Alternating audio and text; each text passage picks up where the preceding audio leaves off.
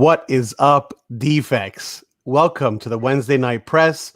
And as you already know, welcome to the shit show. Hell yeah.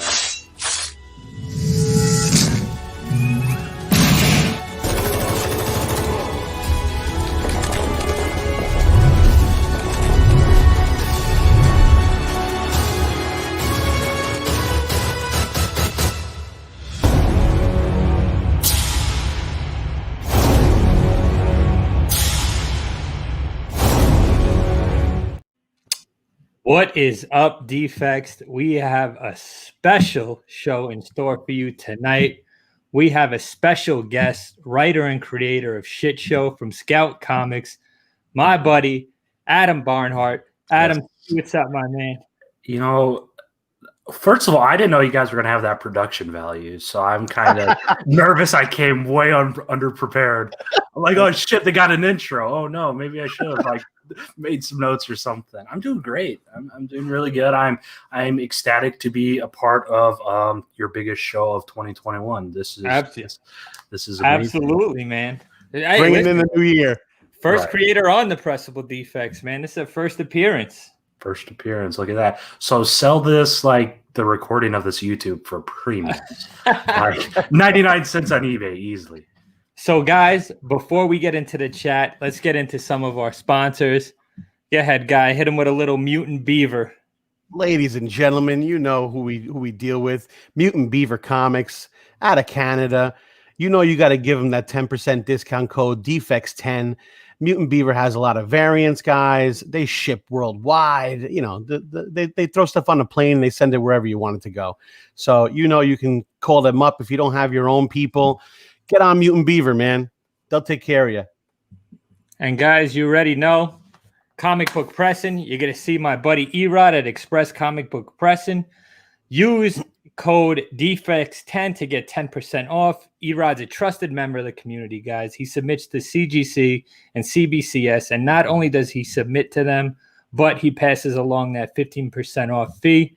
So check him out, guys. Don't forget, use code Defects10 for that 10% off. Now we'll get into a little bit of the... they call him, the presser's presser. Oh, that's your presser's presser. Before Jay hits the chat, though, just a shout out to obviously you see us sitting here with one less defect. So just a little homework, guys. Maddie is not feeling well tonight, so he is not with us. Just wanted to give him a shout out. Obviously, our other part. So we miss him, but hope he's getting well soon, and give him your best thoughts in the chat. So thanks. Absolutely. Here's to Matt. Get better, brother. We miss you. And we'll see you tomorrow. So without further ado, we'll get into the chat. Guys, we got Raider Bear Comics, West Comics in the house. We got Ruben Guzman. We got Paulie PC from Yonkers, New York in the house. We got Comics Talk Weekly. We got my man Sum Ting Wong in the house. Joseph Hildago.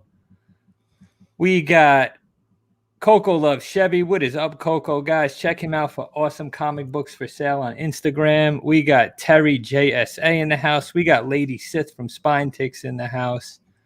We got the brains behind the operation. Yeah, the brains behind. We got All Strands Comics in the house. We got my man Johnny Dakota. Thank you so much, Johnny, for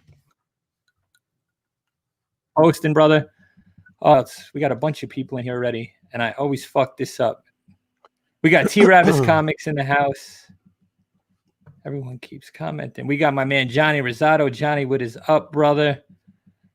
Who else? I think that almost wraps it up. I think Matt. You got Roger's in there. Matt's in there. Oh, we got Matt in the house. We got Roger for 3 Men in the Basement. We got Comic Book Human in the house. James Willie. What is up, Willie family?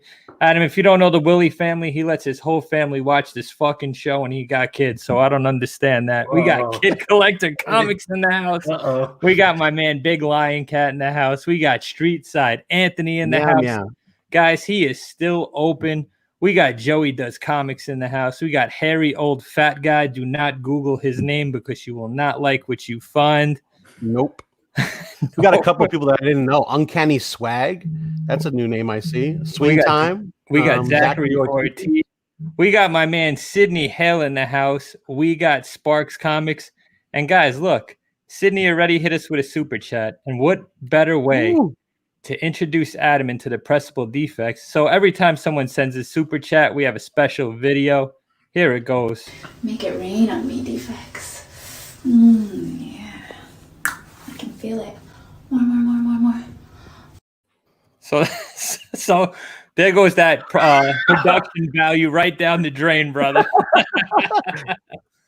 We got Joker in the house. We got That's every time you get a. How often do you guys have super chats? Whenever people feel generous enough, like how horny the chat is, or what? Yeah, exactly. Basically.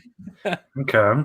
So, guys, if I missed you, I will get back to you. We have a guest tonight, so I don't want to get too much wrapped in the chat, but Guy will be tending to that and highlighting questions and any comments you may have. Yeah. So sorry, Oh. Sergio Tejada. So I just want to say I've been a fan for a while now. I appreciate the great and raw content. Hashtag defects, hashtag shout out 914. Yonkers is in here. Here we go. There we go, guys. So you know what? I guess we'll hit him with another little super chat. We'll show Adam something different. What else we got on here, guys? Oh, there's multiples. Oh, there's multiples. Oh yeah, hit him with the belt. We had this one poor girl send us such bad stuff. Thanks for the super chat, defects. Yeah. Look at that. So you had people send you these videos for your show, and they willingly did it? There's a price on everything, as we all know. Yeah, okay. Not an expensive price. Probably the price of a lap dance, I would say. Yeah. Okay. So, guys, like I said, without further ado, we got a special guest tonight. Adam is the creator of Shit Show. We know we highlighted this on our new comic book day video a couple of weeks ago. The name just stood out to us. The cover, I'll show you guys some covers here. This stuck out to us. So we said, you know what? This is a defect comic. We got into writing it. I picked up cover A. I picked up that Game of Thrones homage cover B. The only cover I did not pick up was the Mac Bree Mel cover, which I am loving right now, and I'm definitely gonna grab that. So Adam, get into it, brother. Tell us a little bit about Shit Show. It is so basic, flat level. Drunk carnies with superpowers. That's kind of my quote unquote elevator pitch. I understand elevator pitches are supposed to be a little bit longer than that. If you're looking for the comparisons, I always compare it. Shameless meets The Boys of sorts. And that's what sold us when we read the solicitation. That got us all. That's that's kind of where the idea is rooted. And I was watching Shameless one afternoon, and it's like, man, just imagine if Frank Gallagher had superpowers. What kind of shit show that would be? And then it's like, damn, the light bulb just clicked, and it kind of went on from there. And I was watching a different show, and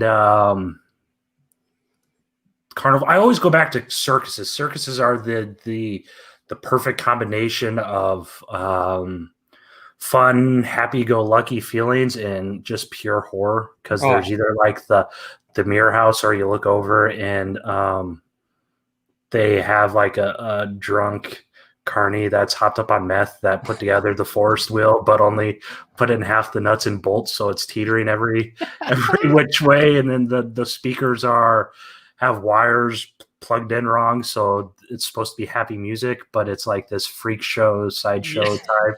Yeah. Is there such a thing as a sober carny? Right, exactly. So I'm like, well, man, so that kind of meshes in with what I'm doing, and then this could go from what I want to do with the superpowers. The Boys is a super meta take on Hollywood and on the capitalistic qualities of Spider-Man and Batman, where you have these superheroes selling their powers, and I want to do something different where I'm like, superpowers in this world are a novelty now that everyone got raised, so why wouldn't they form a circus or something? They are their own freak show. Absolutely. And all right, so as far as character goes, the main character would be Richard McCoy, legend. Yes. What was the idea behind him? I know the Shameless, but can you get into a little bit of the in the first issue, guys? If you haven't read the first issue, you got to pick it up because right off the bat, it gets into it. We were talking, backstage or whatever, Zoom meeting, and right off the bat from this comic book, it jumps in it, man. Like you're like, wow, that was quick. And Richard McCoy is the star of the book, and get into his character development a little bit. Like, how'd you come up with Richard? I wanted to write Superman, and I realized DC would never let me write Superman. It's just everyone loves broken Superman. It's that notion's been done so many damn times, but I don't think we've ever really seen good Superman that's just not himself or something like that. You know what I'm trying to say? Yeah. We've seen bad Superman with Brightburn. We've seen bad Superman, horrible, awful Superman with Homelander on The Boys. But I mean, Richard McCoy is still a good, almost like a good Superman, a good-hearted Superman in a bad place right now. Right, and it was a way of reducing him to a human level. I mean, he technically is human. I don't want to spoil too much of the future of shit show, but he is a human, and it was a way to take away those powers. He can hear something 5 miles away, and he can lift a freight train and all this stuff. So how are you going to deconstruct this character that can do all sorts of stuff and is technically unbeatable? You beat him, and you make him lose, and we make him lose on page 2. Well, I mean, from the first panel, it's apparent. Yeah, from the first panel, from it's a little fucked up. Yeah, from the cover, you realize he's lost his ultimate battle, and that's what Volume 1 shows. It shows that battle. Our version of, I don't want to say Justice League and get sued or an Avengers, our A-list superhero team up. He leads it.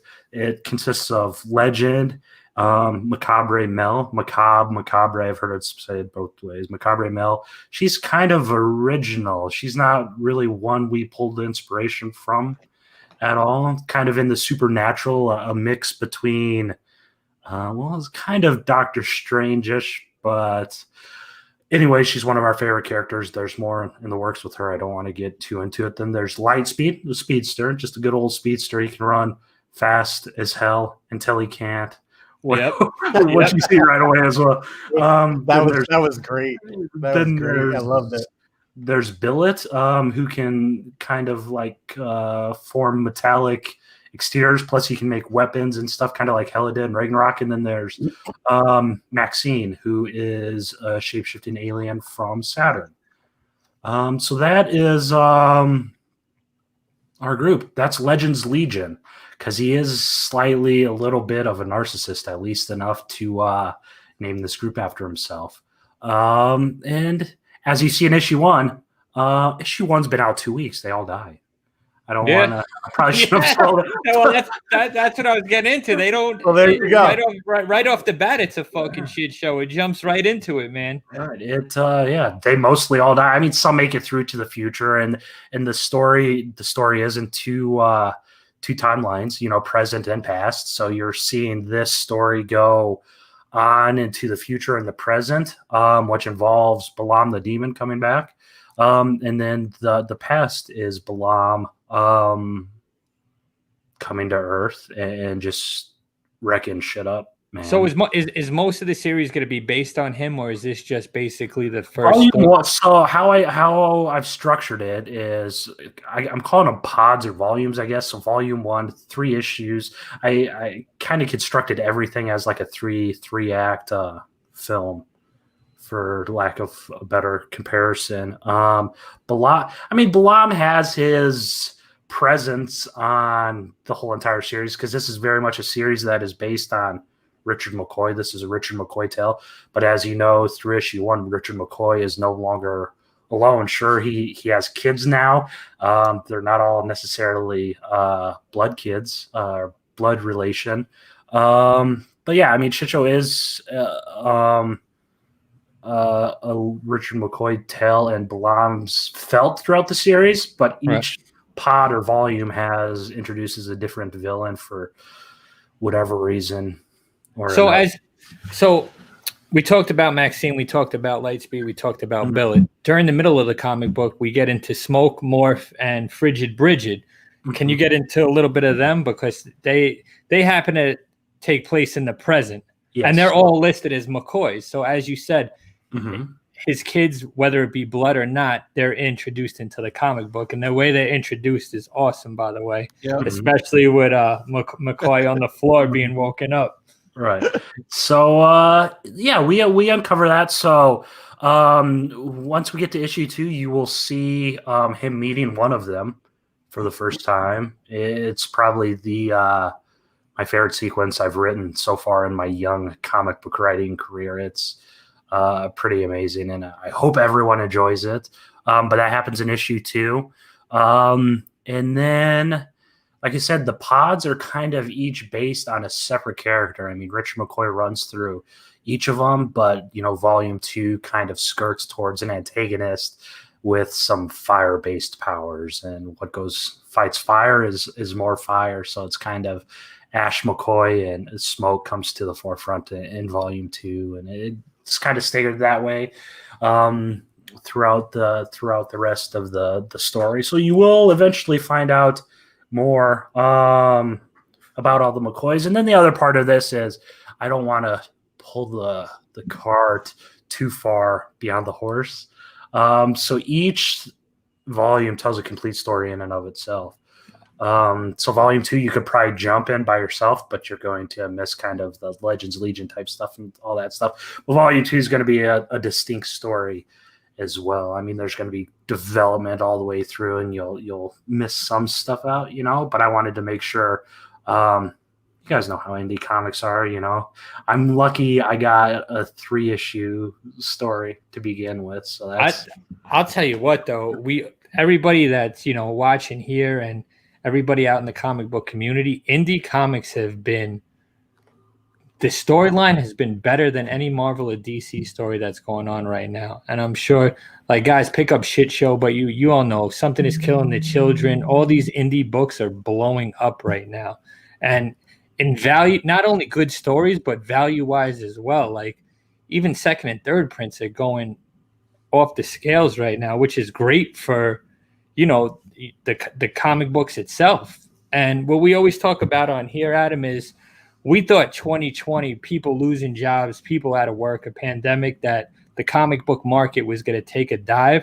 It did the complete opposite. It shot through the ceiling, which is amazing. And me personally, I'm fortunate enough to work through this whole thing, but I've never bought so many comic books in my life as I've done this year. So no, I agree fully. 2020 was, for me, I've never supported more Kickstarters than I did in 2020, man. Kickstarter just absolutely exploded for me. Indie comics are incredible. You look at Scout, and I'm obviously trying to get brownie points from them, since they pay money to print my shit. But you have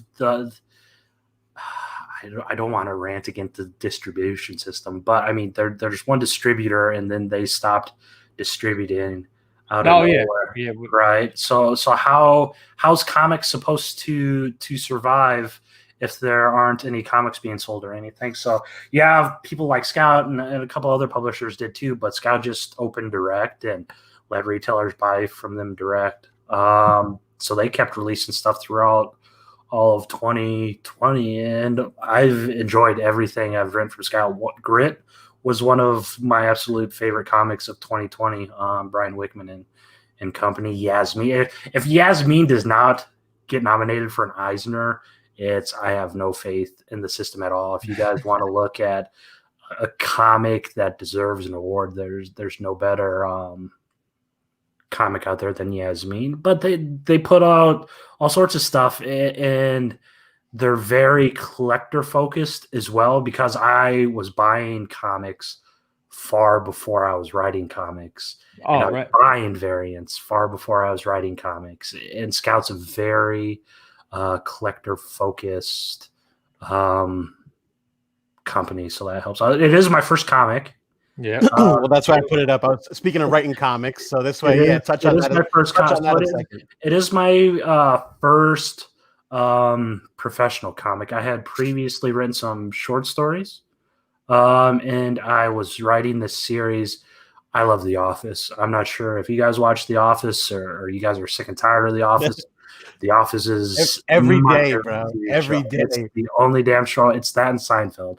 I love The Office. I'm like, man, I would give a kidney to be in that writer's room. It plays. Let me tell you, Adam. It plays in the back. I'm doing work every day, and it just plays on my TV. I just listen to it. Man. I want to see. That's the thing. I live in rural Iowa, so there's no office competitions or trivia or anything like that. But I know I dominate that. So if you want to do some online office trivia or something, man, I started writing the same thing. It was the funniest thing. I started writing a little script on a show called The Dealership. Just from the characters that I've dealt with in my life and in my job at a car dealership. The same structure as The Office. I go, this is a home run. I go, this is crazy. I have a list of all the characters and they're all real people. And I'm going, this is nuts. This guy's hilarious. This guy's an asshole. I go, this is the perfect show. I go, this is great. And it just sits there in my notebook. I'm like, you know what? One day. So I like The Office so much, and I realized that I would never, because they're not going to reboot it or whatever, because then they're just going to ruin it all or whatever. So I'm like, well, let's kind of tweak that story a little bit. So I was scrolling through my phone, doom scrolling on Twitter as one does in the year 2019 or whatever, and I read something about how it was some ludicrous thing about how millennials were killing Applebee's or I think it was millennials were killing appetizers because millennials weren't ordering enough appetizers. And I'm like, that's bullshit because I order mott sticks every time I'm out. Oh, yeah, absolutely. That's just complete bullshit. Bring on the nachos. Roger orders nachos. We know that. Reading that headline, my sick and demented mind will be like, why don't we just go crazy with it and say millennials are killing people? So I combined The Office with Dexter and came up with a story called Killennials. Nice. And I wrote that, and we did one issue. I pitched it to two places. I was talking to one place, and nothing ever materialized. But looking back through that now, I'm like, man, I can't believe I actually tried putting that out because I didn't have an editor or anything like that. It wasn't. Hey, you got it. Speaking of starting somewhere. Yeah, exactly. Take us through the process. What does it take? Like, if someone's watching right now and they're thinking about writing a comic book or they have an idea, what's the process like, man? How did you get Shit Show on the shelves? A lot of work, a lot of writing. And that's the thing. So when I was interested, right, I'd always go to these Comic Cons and they'd always have breaking into comics. You got to break in, you got to break in, you got to break in. And every single person would say, oh, all you got to do is write, and I'm like, man, this is obnoxious as hell, until I started trying to make a comic. And I realized you got to write the comic before it could get made, So if you have that idea, write the damn comic. So Shit Show started, had the idea back in 2018-ish is when we started setting the groundwork. I had some pieces of key art made up. I think I posted those on Facebook. I don't know. Completely different from what you see now. So that was in 2019 or 2018, excuse me. Nothing ever really went anywhere until, so I told the story on Instagram. But for my job, I write about movies and TV shows for a living, as you guys know for now. And I was talking to Rob Paulson one afternoon.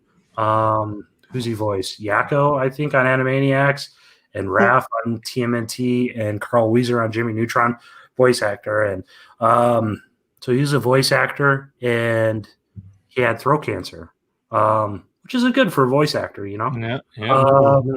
So he was just telling me about how this stuff it kind of worked out great for him because they were about to start work on the Animaniacs reboot right when he started treatment, and there was no way he could do voice acting when he's doing throat cancer treatment, radiation, and stuff like that. So he's telling me this, and I read his book. His book's incredible. I forgot the name of it. I apologize, Rob. But it's just super inspirational about not giving up and having kind of faith in the process and stuff. So the second we hung up on that conversation, on that interview, I went and wrote an outline for Shit Show Volume 1. I had it called The Magnificent McCoys at first, but then I'm like, that's not faithful to the thing. Let's just call it Shit Show like we originally planned. So I wrote the outline one afternoon, and I even started writing this first issue for the script one afternoon. Fast forward to May 2019 or something. I started looking around for artists. I found Samir on Facebook. Samir Samau, he does both pencils and inks on this. And the second I saw his portfolio, he messaged me his portfolio. I knew it was the one. It's like this perfect homage. It's not super, super retro. It's an homage to the comics I read growing up, but it's still present. And his work really goes well with Warnia's colors and such. So we did the first 6 pages. I found Warnia on Instagram, I think, looking through hashtags. And then we were off to the races. We submitted the book in September. It took a couple months to get the first 6 pages done. And then we submitted in September, and I think we signed the deal with Scout in November of 2019. Nice. And this is where you, at this time, you were working for comicbook.com as well, right? Yep, that is my full-time job, writing about movies and news, and as you guys pointed out, chicken nuggets most times, and Mountain Dew, and dude. Let me tell you something. That is a dream job. If I could write about movies, comic books, and McChicken sandwiches, I'd be in nirvana, dude. I'm not complaining about it. Oh, we got another. All right, guys, we got another super chat. So we'll get back to that in a second, Adam. This is from Los Definite. He said, "Where can I buy Poop Show?" He goes, "Do you get credit for digital sales?" And huge Office fan here. Can you write a modern version of Threat Level Midnight? That would be wonderful. Very good. Very good. So we'll get into Los. Thank you, brother. And here's his super chat. Guess what? I got a fever. And the only prescription is more cowbell.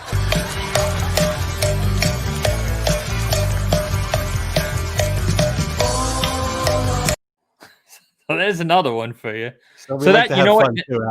That's a great question. So do you get like, you know, royalties and stuff like that on digital sales, Adam? Or I hope so. Yeah, I do. I mean, yeah, I do. I don't know why I said that. I do, but I don't think it's available digitally yet. It might be. If it is available digitally, it'll be on scoutcomics.com. I don't think they go through Comixology or anything like that.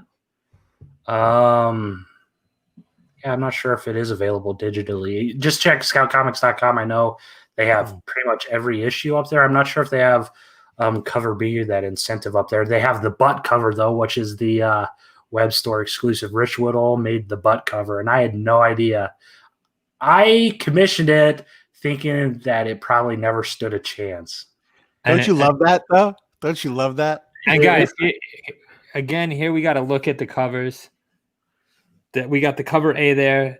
The middle cover is the 1 in 10, I believe, right, Adam? Yes, sir. And then we have, I love the Mac Bree Mel cover. That cover is insane. Juan Angel. I'm not, is it Angel? I think it is. But Juan did both that incentive in that Mel cover as well. The Mel cover is a store exclusive for Izzy's. But so Juan and I, we pretty much, I mentioned key art earlier. I had another artist do a storyboard artist for some like Netflix shows do the original key art, and then Juan came on, and what Juan does is the beautiful portraits you see. Mel did that. He's done. I'm looking because I get them all printed and they're on my floor because I'm hang them up. But he's done probably a dozen for now of various characters and such. And there's this cover. There's the A cover in black and white, which was the Comic-Con exclusive, right? Yep. The Comic-Con exclusive, and then the butt cover is the web store cover, which is amazing. So I gave Rich of the idea of just funny enough. So Rich Woodall, I gave the idea of having Rich McCoy just pissing on a wall. Yeah, I love that cover as well. And he took it further and just ripped his pants down to his ankles, so he double cheeks and everything. And he's pissing on the cover. And I told him I wanted him pissing on a poster of Legends Legion. And I told him the phrase I wanted on it was saving the world one bad guy at a time. But Rich, in a stroke of genius, positioned it so he's covering up certain words. So the poster says saving the one bad guy and details kind of Rich's internal struggles. And I didn't even know Rich knew this, but he also added some Pixies references in, which is hands down my favorite band ever. I hope you guys listen to Pixies as well. If not, I won't judge, but he even snuck in some Pixie references. So there's the web store one. Izzy's did some. The Collective in Florida did a Goonies homage. That's what's in the chat. Someone said that's the Village Comics. Shout out to him. I think he picked up all the covers because as soon as I posted that you were coming on, he hit me up and he said the Goonies cover is insane. Yeah, there's a Goonies homage out there by Brian Silverbacks. He does a lot of work for Scout. And then Hive Comics, another Facebook group, did one where it's kind of like a Lobo homage with him doing double fingers on the cover. And Johnny Rosado said there's a shit show COVID mask for sale out there. Have you seen that yet? Yeah, there's all sorts of stuff. Go to Scout Comics. There's T-shirts. There's merchandising. It's like the Spaceballs reference. You know, I'm right after the show. I'm picking up some shit show merchandise. Awesome. I got one last question for him. But do you have any questions for him about shit show before we hop into the comicbook.com stuff? I just want to let everybody know, obviously, to support Adam and obviously Shit Show. The link is in the description below, guys.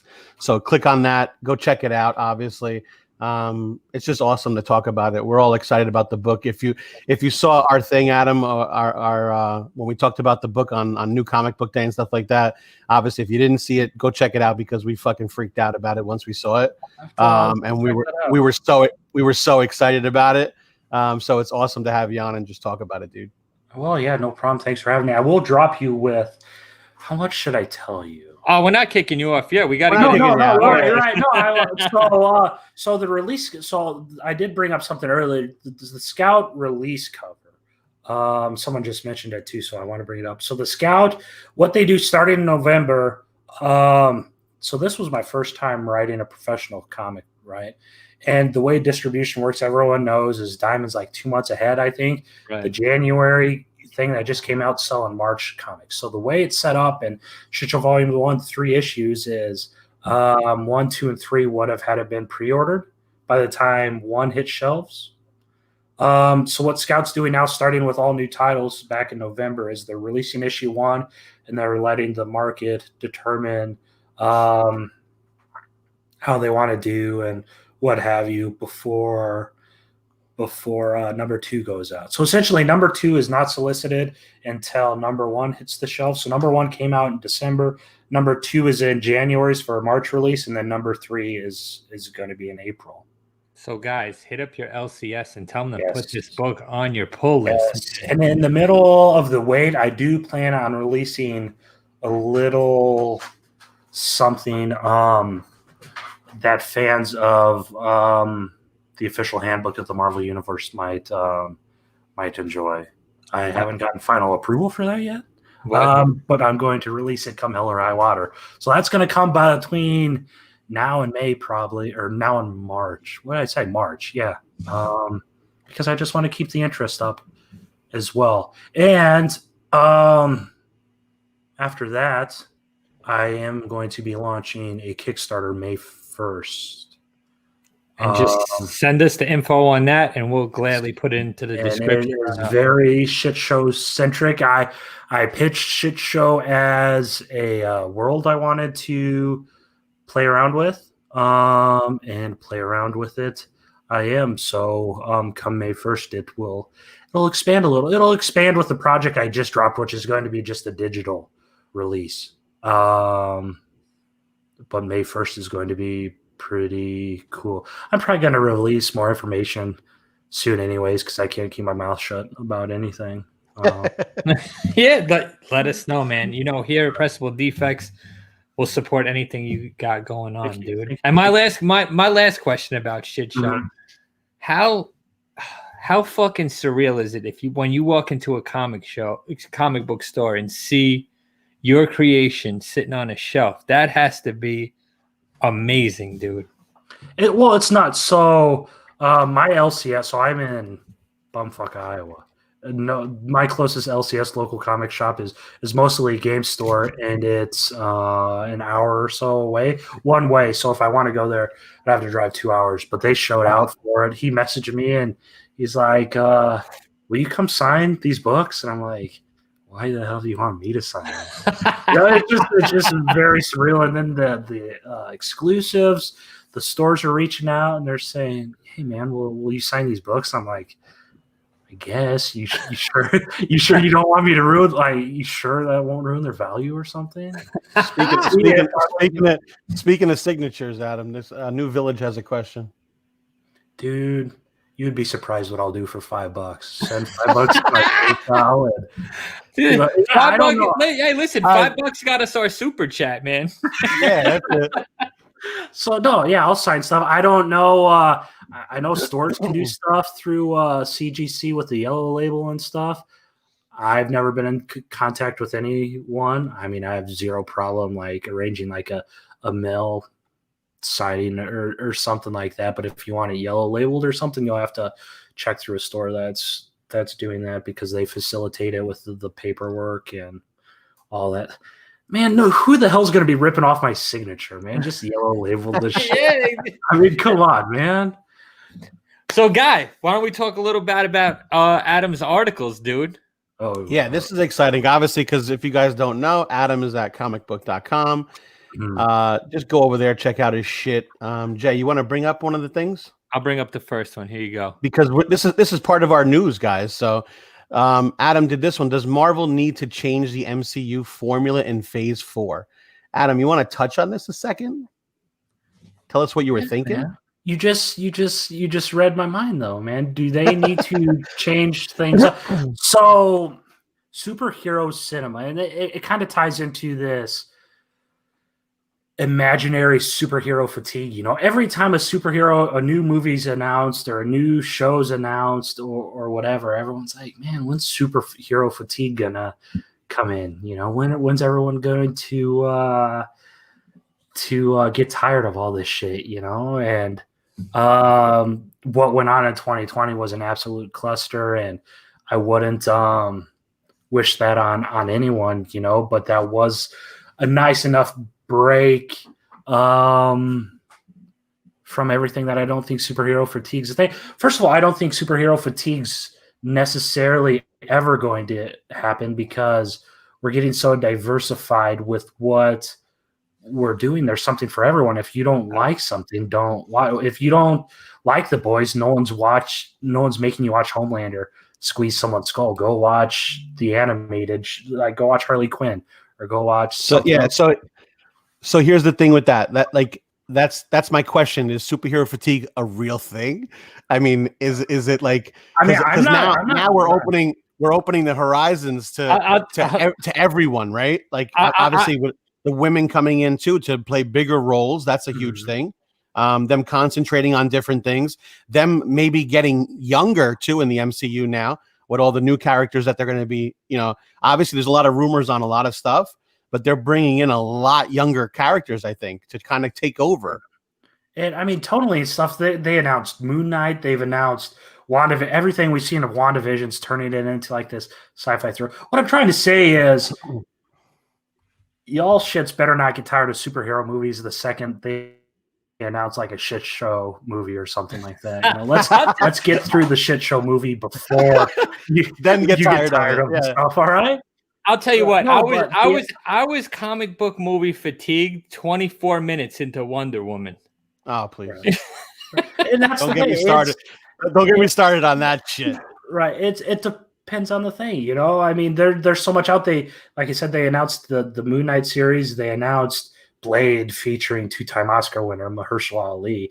It's going to be a fantastic movie. It might be rated R, and either way, it's probably going to be $1 billion movie just because it's Blade, man. In the current environment, I mean, Wesley Snipes launched the character, and that trilogy did. At least one did very well at the box office in 98. You know, and if it could do that good in 98, we're in the golden age of superhero cinema now. And imagine tied it. If Moon Knight is in Blade, it's game over. You know? I don't think superhero fatigue's necessarily a thing at the moment just because there's so much stuff. I mean, watch The Boys, or you can watch Shazam, or you can watch Titans, or you can watch I don't think they give you a second to let it kick in. You know what I'm saying? Right. There's so much stuff out there that you don't have time to. I mean, as a reader, as a follower, as a watcher of these things, I don't think you have time. I wish I had more time.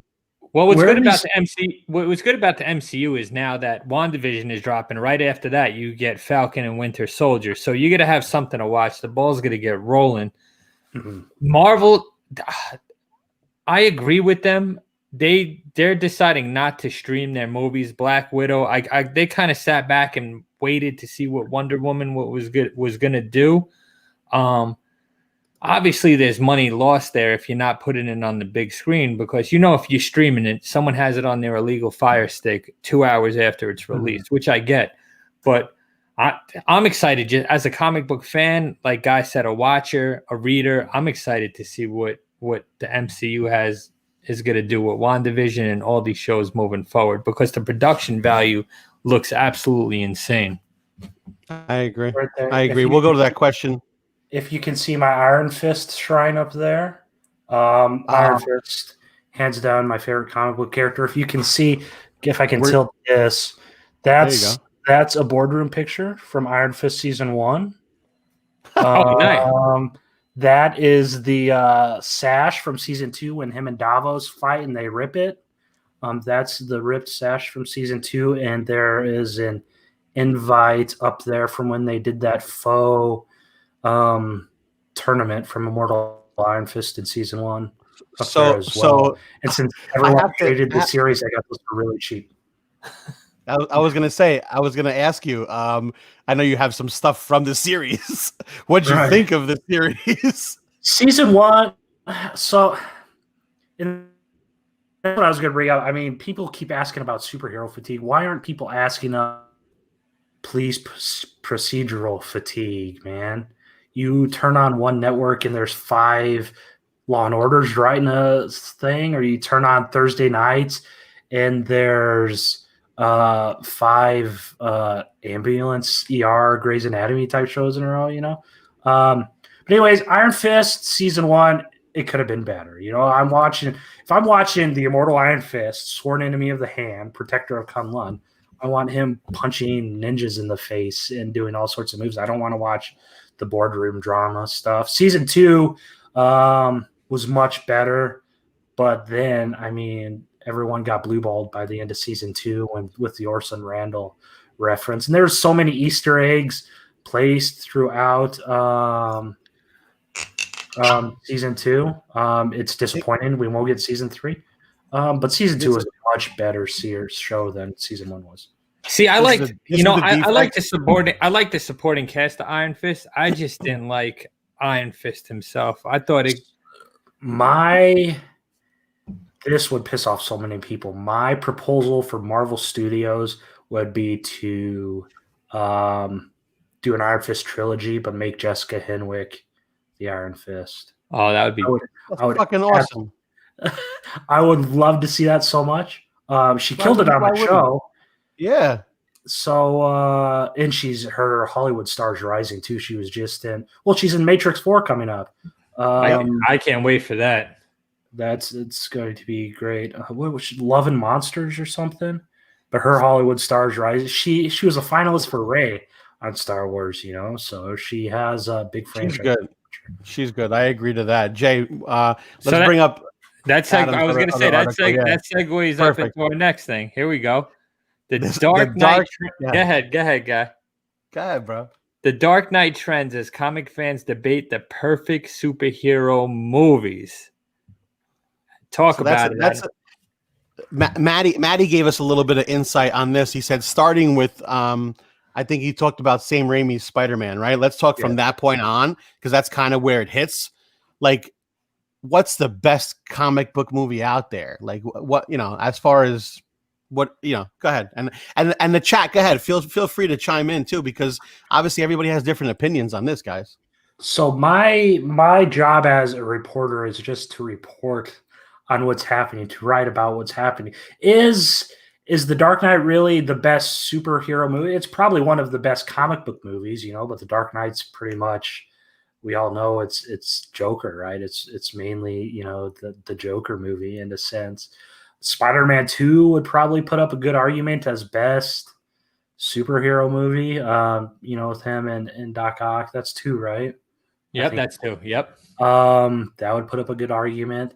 If you're talking about just pure comic booky goodness, you can't get over the end game portal scene. That's a 2-page splash ripped from a comic book, and they spent so many millions on one scene.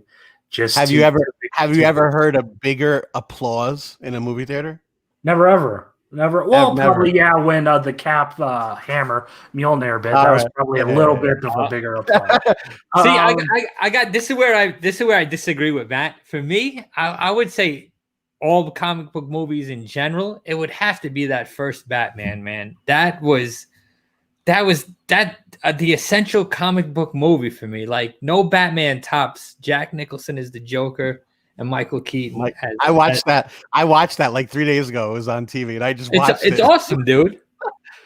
Maybe it's just great. Nostalgic for me, but that movie, like, dude, I could watch that anytime it's on. I see where so that's the thing. You need a little bit of the campiness, because comic books are always camp. I mean, unless you get into like the Black Label stuff or anything like that, but comic book movies are probably better when they're campy, like, I don't know, this is probably another, I hate a Joker, just because I don't know, it took itself too seriously or something, in my opinion. That's my opinion.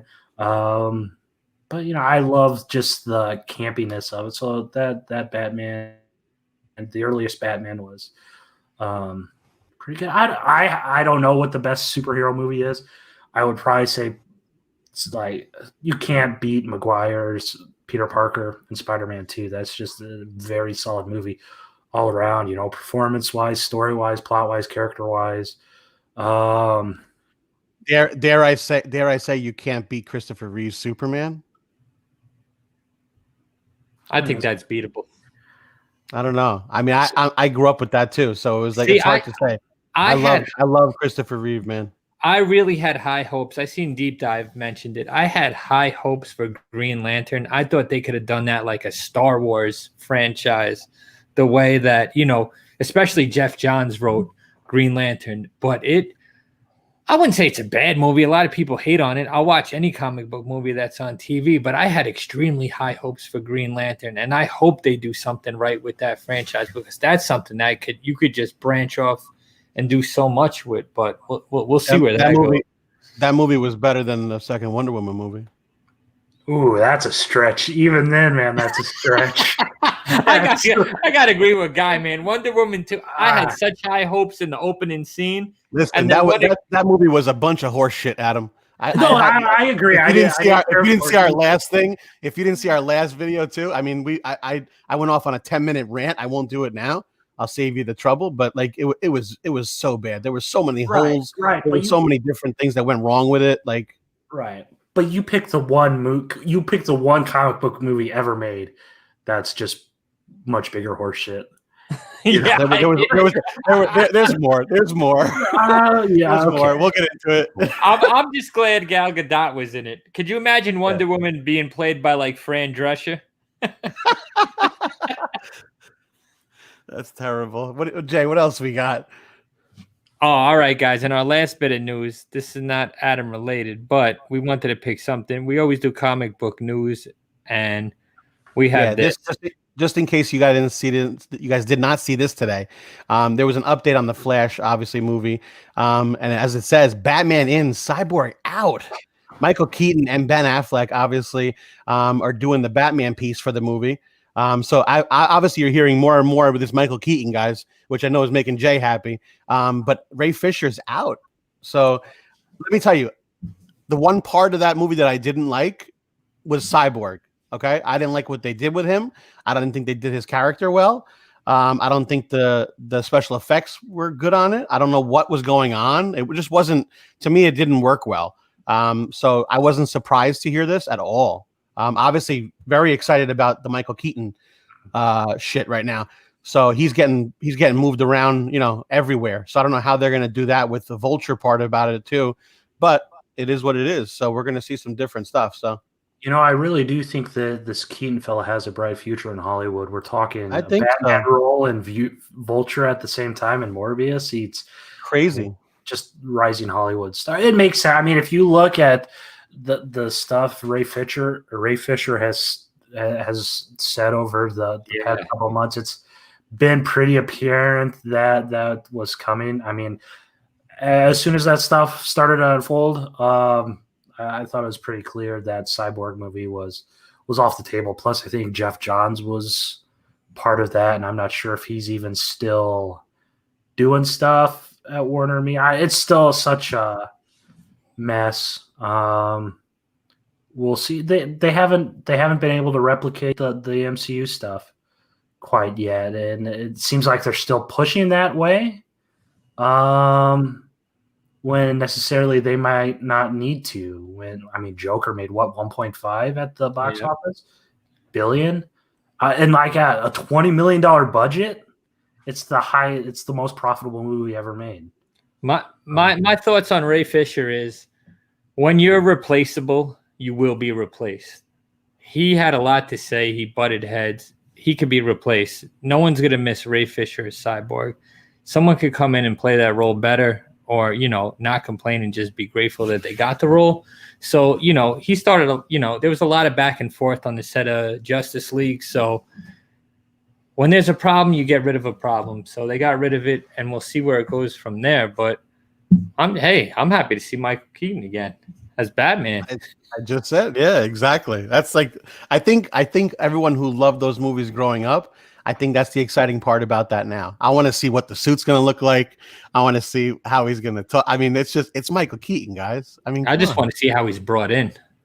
Yeah, I think it's going to be dope. It'll be interesting. There was that bizarre game of telephone Tuesday, where Walter Hamada was in the New York Times, and the reporter said something about Keaton being the new DCEU Batman or something like that, except that might not be entirely accurate. I don't know. We'll see. I love multiversal type stuff. That's why I can't wait for WandaVision. Doctor Strange 2 is just, if they put Shuma Gorath in Doctor Strange 2, it's game over. That's going to be the best comic book movie ever made. If they do like Nightmare and Mephisto on top of that, or all sorts of these weird, crazy ass villains, game over.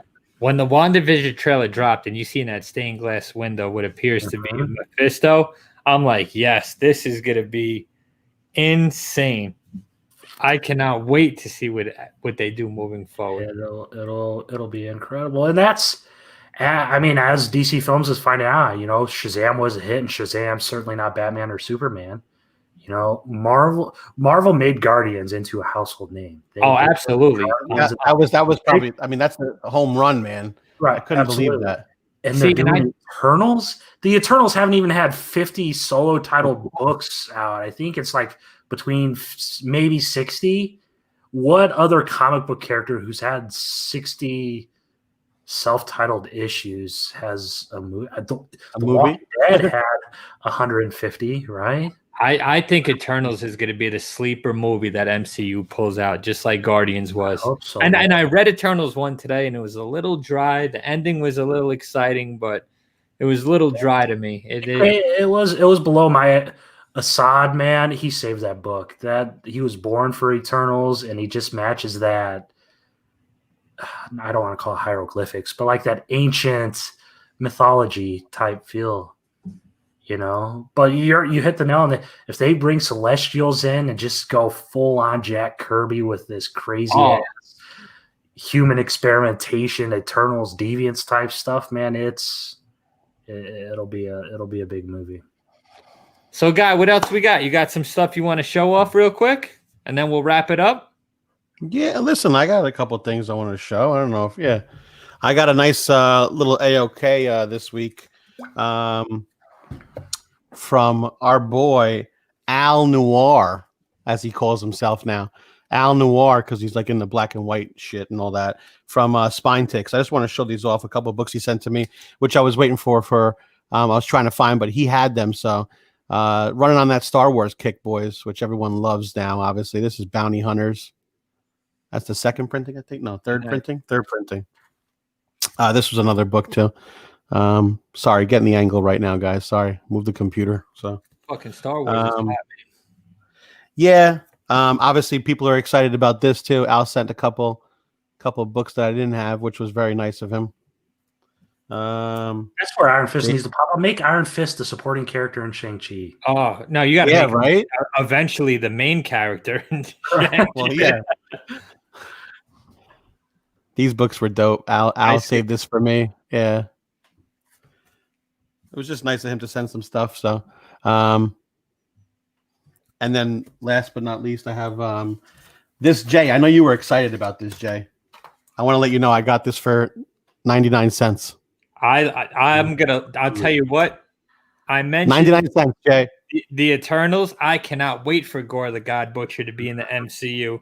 I just hope they do him like Jason Aaron did him in the comic books, because otherwise I'm going to be he's on a high pedestal for me right now. So MCU has to come up to that pedestal, because Jason Aaron absolutely did wonders with that character. He one of the best comic series ever. Absolutely. Ever written.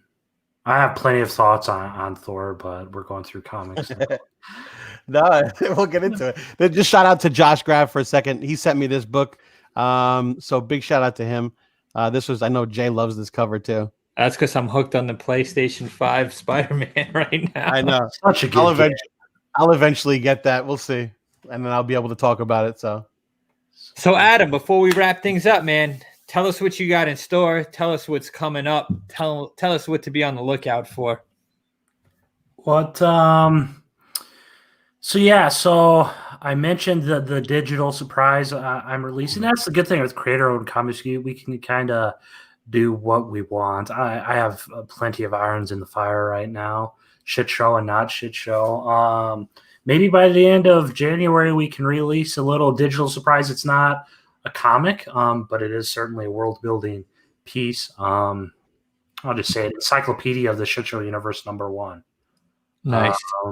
That's in the works. That'll be a digital release.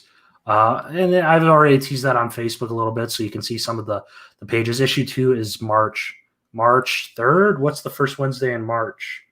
I don't know. I try not to look too far ahead. I'll tell you right now. Go ahead. But the first issue in March. And like I said, another shit show centric. Right as soon as Volume 1 ends, we are going to launch a anthology series as that Kickstarter May 1st. And that'll kind of build out the world further.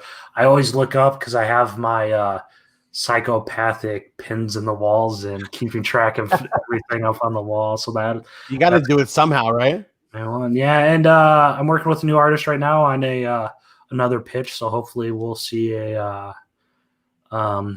another second title out soon that doesn't have anything to do with Shit Show. I post all the time on the Shit Show Facebook page. That's facebook.com/shitshowcomic, or you can follow me on Twitter and Instagram at my handle. I mainly post most of my comic stuff on Instagram at Adam Barnhardt, and cool. We'll go from there. Yeah, guys, and we'll add that into the description of the video, which should probably be up tomorrow. We'll have that in the description. Man, we're excited. Maybe one day you could write in the defects getting killed in Shit Show or something, or perhaps the Butcher drinking a beer with Richard McCoy. Something. You know what? I'll make that happen. Send me your best picture of how you want to. I don't think there is a best picture of this Send mug. me your worst picture that's Very fully good. clothed, and I'll do something. No naughty picture. Can you put him with the Venom pajama pants? No, you can't. Probably not vet, so I won't put not you guys Venom, at but like a risk of a pajama lawsuit. pants. I Yeah. understand I'll probably get flack for putting you guys in the form of lawsuits and like these parental groups coming in and canceling the comic and whatnot.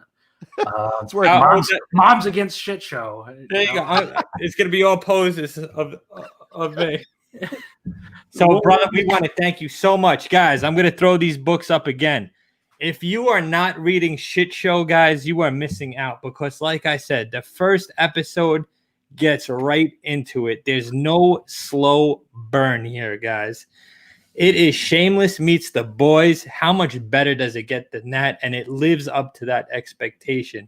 So, guys, hop on this and hop on comicbook.com and read this man's articles because, like I said, it's comic books, movies, and food.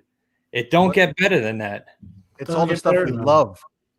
And listen, Shit Show is a freight train, guys. He puts his foot on the gas. He runs fucking people over on the way through. It doesn't matter. Doesn't matter who you are. Doesn't matter if you're a main character. You're getting hit with something. So it's fucking awesome. Adam, love the read. Love the book. Very excited. I hope everyone else grabs their copies because you're going to love it. The defects aren't rolling with something that's not fucking true to its word. So we stand by it. We love it. We're happy to have you on. Little tidbit on just to mention, guys, don't forget our 1,500 subscriber giveaway. We have hit 1,500. We've actually blown past it. So shame on us for taking the time, but it was the holidays. So we'll just mention that you got to go to our last video, our 1,500 subscriber giveaway video. Get your comment in there, subscribe, like the video, obviously share the video. We love when you guys put comments in there. Tell us what we're doing right. Tell us what we're doing wrong. If you don't like it, tell us. We'll tell you to go fuck yourself too. It doesn't matter. Send me one of you guys. DM me an address. I'll send a signed comic for that giveaway if you want. Oh, there you go, guys. Thanks, Adam. Don't signed get or unsigned. I shouldn't get that in my head. I don't comic. Guys, we're gonna add that into the 1,500 giveaway, guys. So I can't draw, but I will add a poop emoji remark to it if you want. There you go. I'm a remark guy, so I might have to. You might have to send me one too, Adam. I'll do that. So, guys, that wraps up tonight. Our first creator writer on the show of Shit Show, guys. Like I said, go grab this book. Support my man Adam. He was nice enough to come on, share his experience with the whole comic book, writing it, putting it out there. Check him out on comicbook.com. And next live show, guys, in 2 weeks, we're going to have another writer-artist combo on. We're going to have Matt Spradlin on with Farid Karimi. They are doing Hot Valley Days, Cocaine Nights. It's an Antarctic comic. Guys, check it out. Another good story about a true story about a girl that moves to LA in the 80s and starts pushing cocaine. It's an awesome series. Another great indie book, guys. We got to support all these indie writers and artists. So be sure to check that out. Like Guy said, check out our 1,500 subscriber giveaway. Hit that like, hit that subscribe, hit that notification bell. And most important, go buy Shit Show and let us know what you think in the comments of this video. I'm sure Adam will be checking and would love to hear some feedback. So, guys, tell me even if you hate it so I know who to block. Please, thank you. Grab a Shit Show shirt. Go on to scoutcomics.com. Pick up some Shit Show merchandise. And, guys, we are the Pressable Defects, and we are out of here. Have a good night. Catch you on the next one.